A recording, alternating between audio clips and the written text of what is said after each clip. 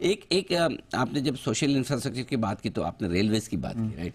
तो क्या railways, defence, बाकी ऑयल एंड गैस स्पेस से, एनर्जी से जो सरकारी कंपनियां हैं, और आप चूंकि सरकार पे भी आपने कहा कि पिछले 10 साल में काफ़ी काम हुआ, बुलिश रहे हैं, तो क्या इन स्टॉक्स में अभी भी आपको लगता है कि जगह है, या टू मच टू फास्ट, ज़्यादा भाग गए, थोड़ा वैल्यूएशंस वगैरह कैसे देखते हैं ये पूरी स्पेस को? क्योंकि आजकल रिटेल का सबसे ज़्यादा इंटरेस्ट वही है सर। नहीं, इक्विटी इन्वेस्टिंग में ऐसा है कि एक तो होता है ग्रोथ और दूसरा होता है भाव। भाव से खेलने हमेशा ज्यादा इंपॉर्टेंट है, क्योंकि ग्रोथ हमें पता नहीं है। करेक्ट। आपने गलत भाव से शेयर खरीदे तो आप ग्रोथ कितना भी आ जाए आप पैसा नहीं बनाओगे, नहीं बना पाएंगे। okay? आईटी सर्विसेज कंपनीज को अगर आपने 2000 की साल में खरीदा होता, फरवरी 2000 में, तो 15 साल तक या 12 साल तक कुछ भी पैसा, और ग्रोथ की कोई कमी नहीं थी। हर साल आके आईटी सर्विसेज कंपनी ने ग्रोथ किया था, लेकिन वो गलत भाव भी गलत था। तो वो तो ध्यान देना बहुत आवश्यक है। ओके, तो भाव से ही खेलना चाहिए। अब कुछ कुछ शेयर ऐसे हैं जहाँ पे भाव बहुत बढ़ गए हैं, कुछ ऐसे हैं जहाँ पे अभी भी भाव ठीक है, लेकिन ये करेक्शन होगा तब ले लेना। तो करेक्शन में आपको इनके भाव पुराने देखें तो लगता है बहुत बढ़ गए, ओवरऑल मार्केट के वैल्यूएशन से देखें तो लगता है अभी भी ठीक है। नहीं, मैं भाव जब मैं कहता हूं तो प्राइस की बात नहीं कर रहा हूं, वैल्यूएशन की बात कर रहा हूं। भाव कितना स्टॉक बढ़ा है उसका कुछ लेना देना नहीं है वैल्यूएशन के साथ, क्योंकि अर्निंग्स भी बढ़ी है। ठीक बात है। अगर आप देखो पिछले 5 साल में, अब निफ्टी के बारे में बात करते हैं तो लोग कहते हैं निफ्टी बड़ा महंगा है, अब खास करके बाहर के निवेशक। तो मैं उनको समझाता हूँ, पिछले 5 साल में निफ्टी प्रति साल 15% से बढ़ा है, राइट। और निफ्टी के जो अर्निंग्स है, प्रॉफिट्स है, वो भी 15% बढ़े हैं। तो आज आप मुझे समझा रहे हो निफ्टी महंगा है, वो 2019 में भी वही हाल था, ज्यादा फर्क नहीं था। जितनी निफ्टी कंपनीज ने अर्निंग्स दी है, जितना मुनाफा दिया है, उतनी उनके बड़े बढ़ा है। हाँ। तो कुछ ऐसा नहीं है कि 15% का आपने अर्निंग्स दिया और 30% का कंपाउंडिंग हुआ है निफ्टी में, ऐसा नहीं हुआ है।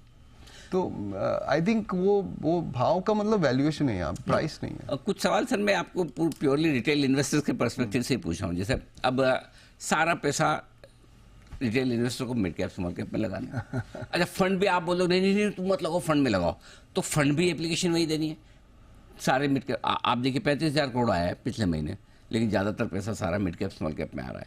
तो क्या करना चाहिए, क्या पसंद है आप? 2 चीज मैं बताऊंगा। ओके, एक तो पहले कि 2020 में जब कोविड चल रहा था, तब निफ्टी की जो 50 कंपनीज थी ना, अब पूरे लिस्टेड कंपनीज का अगर आप मुनाफा देख लो, उसमें से 53% मुनाफा 50 कंपनीज के पास थी। अच्छा। बाकी 1500 कंपनीज के पास 47% थी। सारी 50 कंपनी मिलके आधे से ज्यादा पूरा प्रॉफिट हुआ। अब वो जो 53% है वो 28 हो गया, और जो 47 था वो 72 हो गया। तो कहने की बात ये है कि जो हमारी छोटी कंपनीज है वो भी बड़ी हो रही है, उन्होंने ज्यादा मुनाफा में ग्रोथ दिया है, प्रॉफिट ग्रोथ उनका ज्यादा रहा है। ओके। तो ये जो बाजार में हो रहा है बेवकूफी का काम नहीं है, बाजार को दिख रहा है यहाँ पैसा बना। और ऐसा ही होता है जब ग्रोथ साइकिल आता है। जैसे अंग्रेजी में मैं कहूँ, जब टाइड आती है, when the tide comes the smallest boats lift the most। बड़ी शिप्स नहीं उठती है टाइड से, बड़ी शिप्स तो है। तो ये एक ग्रोथ साइकिल में हमेशा छोटी और मीडियम साइज कंपनीज का परफॉर्मेंस ज्यादा अच्छा होता है। ओके, ये एक पहली बात। दूसरी बात जो पहले मैंने कही पीएसयूज के बारे में, वो भी यहाँ पे लागू होती है। भाव से आपको देखना है। अब कोई कंपनी के शेयर 100 टाइम अर्निंग्स पे है तो थोड़ा समझ के करना चाहिए। ऐसा मैं नहीं बोल रहा हूँ 100 टाइम मल्टीपल गलत है या सही है, लेकिन सोच समझ के करना चाहिए। मैं तो ये भी बोलूंगा कि 7 पे अगर है तो भी सही है, ऐसा नहीं है।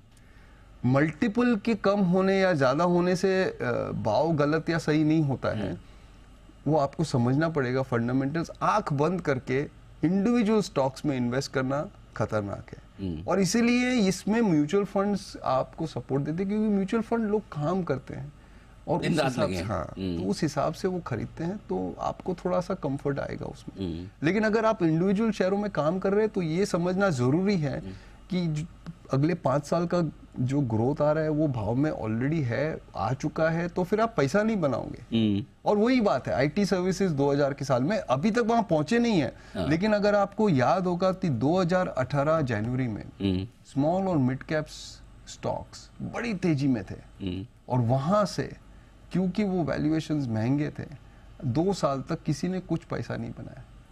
क्या अभी वो सिचुएशन आ गई है यहाँ मिड स्मॉल कैप शेयरों में, या अभी भी बाकी है? अगर आप मुझे पूछे अगले 6 महीने का अगर मैं व्यू दूं, तो मुझे लग रहा है कि बड़ी कंपनियां आउट परफॉर्म करेगी। बड़ी कंपनियां आउट, लार्ज कैप थोड़े 6 महीने के व्यू।